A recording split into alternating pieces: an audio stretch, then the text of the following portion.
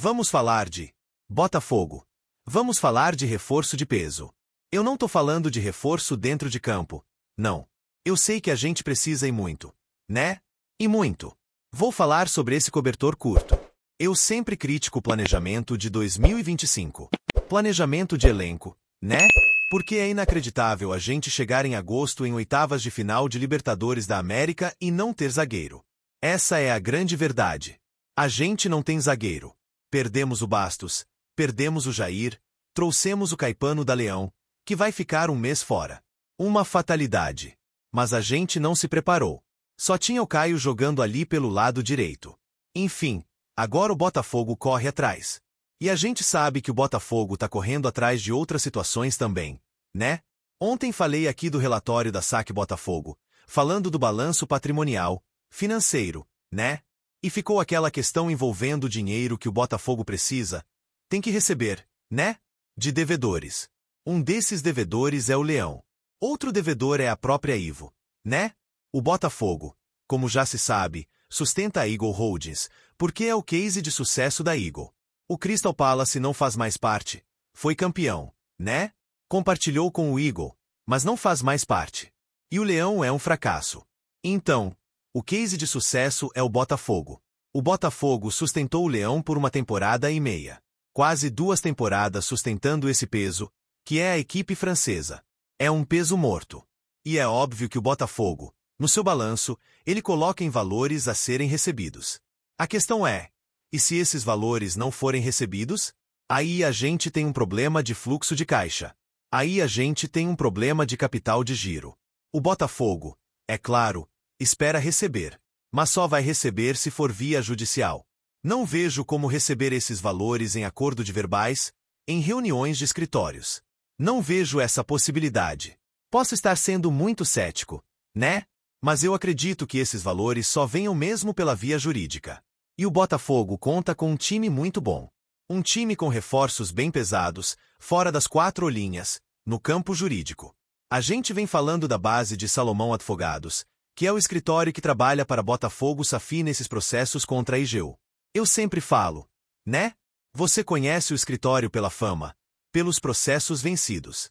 E no campo das Safis, o escritório Salomão Advogados, que é do vice-presidente do Vasco, Salomão, ele tem uma vitória que muitos juristas consideravam como improvável, possível não, mas improvável, que foi exatamente a expulsão do grupo 777, do comando do Vasco, e a associação assumindo controle da SAF.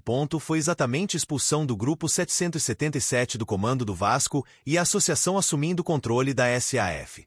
Para muitos isso era improvável, e Vazir e Salomão, advogados, conseguiram esse grande efeito.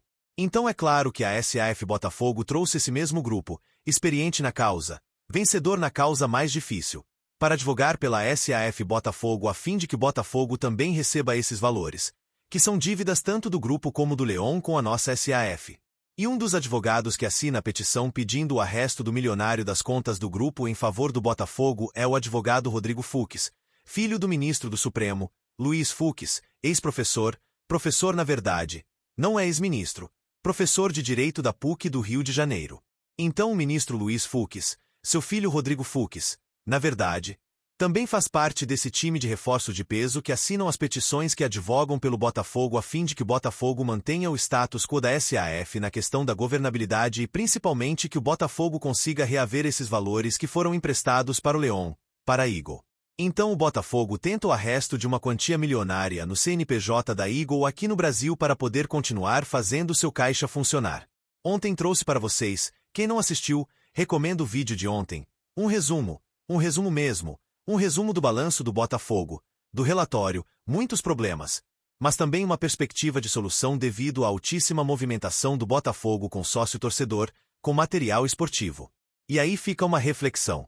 Eu não sei se o Botafogo continua com a Reebok na próxima temporada. Há quem diga que não. O clube não se manifesta porque o contrato está em vigor e pode ser que renove e tal. A Reebok, ela inovou no Botafogo. A questão é que a logística é muito ruim. A Botafogo Story, ela ainda é muito ruim nessa questão logística, na disponibilização de materiais, na disponibilização de tamanhos. Ela peça muito.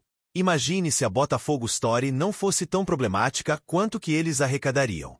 E o programa de sócio-torcedor? A gente viu a importância do sócio-torcedor. Com 81 mil sócio-torcedores, quanto o Botafogo arrecadou. E é isso que vai fazer com que o Botafogo seja um clube sustentável. É venda de material, é sócio-torcedor, é operação do estádio, é venda de jogadores também.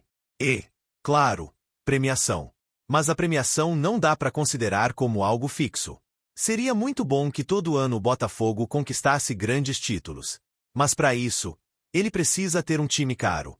E para ter time caro, você precisa ter esse nível operacional em que você consegue ser autossustentável.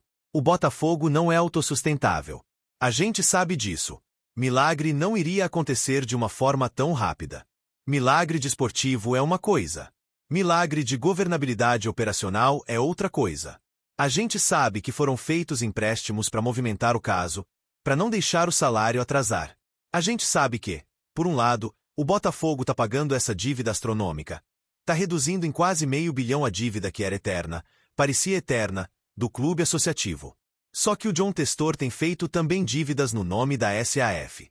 Então, o Botafogo precisa de dinheiro novo para operar o seu fluxo. E precisa reaver o dinheiro que é seu, mesmo que seja via judicial. Para isso, o escritório Basile Salomão Advogados e o advogado Rodrigo Fux, que tem um know-how aí de costas quentes, é importante. No Brasil a gente sabe que isso é muito importante. É um time de peso que pode fazer com que o Botafogo tenha vitórias importantes no campo jurídico para poder receber dinheiro e voltar a movimentar sem ter que fazer venda de jogadores importantes. Porque, assim, tem jogadores. A gente está falando de um time que está com cobertor curto. E ainda jogadores que podem sair para movimentação de caixa. Eu vejo, por exemplo, o Cuiabá como um jogador com potencial absurdo de ser vendido por um preço, obviamente, bem mais alto. O Botafogo, eu tenho certeza, né, que ele contava com essa venda do John até para movimentar, repito, capital de giro. E a venda do John não aconteceu. O John não foi relacionado pro jogo de hoje. Eu não me arriscaria a dizer que o John não estaria numa lista de negociáveis. Qualquer jogador do Botafogo está numa lista de negociáveis. Por quê? Do jeito que a coisa foi feita, a gente precisa movimentar mais. E a grana que nós movimentamos, o John Paxton jogou no Lyon. Então essa grande asneira precisa ser desfeita. Mas não dá para ser desfeita de forma irresponsável. Comprar nossos empréstimos. Isso tem que ser feito de uma forma pensada. Sobre as dívidas que o Botafogo tem para receber, grana que o Botafogo tem para receber, não tem interpretação nisso. São contas auditadas, não existe auditoria. O Lyon é um devedor, confesso. Qualquer informação contrária a isso. Não. O Botafogo tá devendo para Igor. O Botafogo tá devendo pro John. Isso aí é balela, porque tá tudo em auditoria. A questão é quando o Botafogo vai conseguir receber esse dinheiro para poder operar normalmente até o final da temporada e poder, na próxima temporada, continuar os seus investimentos. Porque do jeito que a coisa tá, muita gente pode pensar assim, vai acabar, vai falir, isso e aquilo e tal.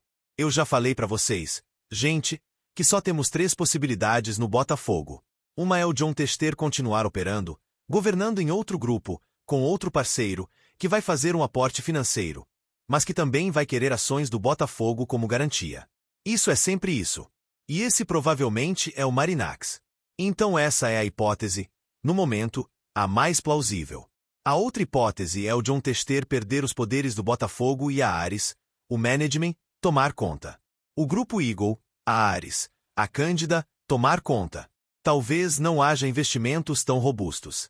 Mas haverá governabilidade. E a outra é a venda para um terceiro dono, um terceiro envolvido. Seja Marinax, seja qualquer outro grupo, o fundo árabe, sei lá. Oh meu Deus, que temor e tal. Mas também não dá para dizer que a expectativa de vitória é muito grande.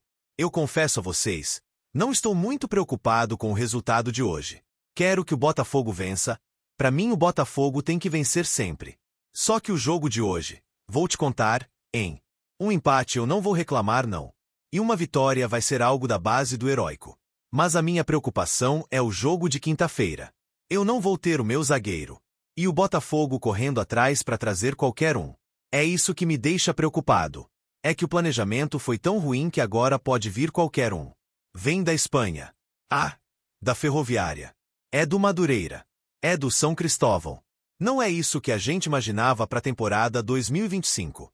Na verdade, não era isso que a gente imaginava para o ano de 2025. Toda essa confusão. Espero que isso se resolva logo. Porque o Botafogo hoje, repito, é uma marca que está no topo do mundo. Não merece essa irresponsabilidade na governabilidade do jeito como as coisas estão. Merece tudo estar certinho. Estarmos na mão de quem realmente quer e pode gerir de uma forma responsável e vencedora. E se for o John Testor, que seja o John Testor com outro grupo de acionistas. Não um grupo de acionistas que queira derrubá-lo. E se não for, que seja alguém melhor. Porque aqui não é Testor, aqui não é Marinax, aqui não é Igor. Aqui é Botafogo. Aquele abraço. Odações alvinegras. Mais tarde, live, pós-jogo, independentemente do resultado. Beijo grande no coração. Fazendo.